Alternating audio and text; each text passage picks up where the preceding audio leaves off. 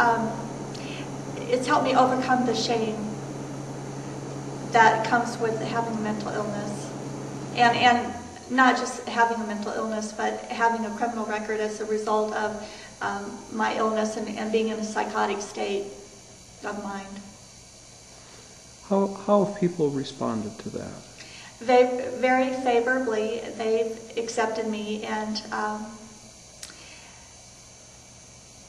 at first they're in shock and disbelief, as I would have been before this happened to me. I was just recently diagnosed about 4 or 5 years ago, and being in jail for 3 months without medication, and being at the state hospital for another month while they observed me.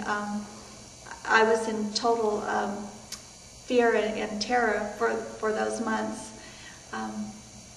So when I meet other people that have a story such as mine, where they've been involved in criminal activity, mine was assault, robbery and assault, over $10 of gas.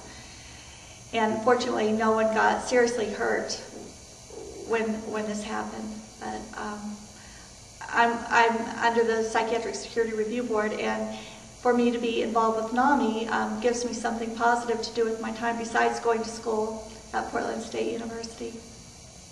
Great. My medication works wonderfully.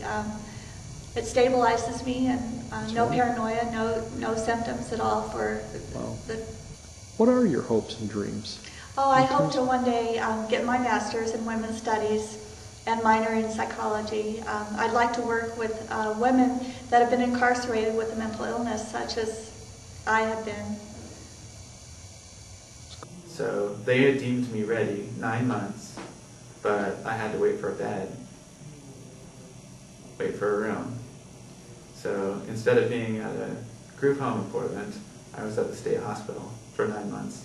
And there were people that were actually in the hospital 2 years after they had been granted a conditional release, just waiting for a bed.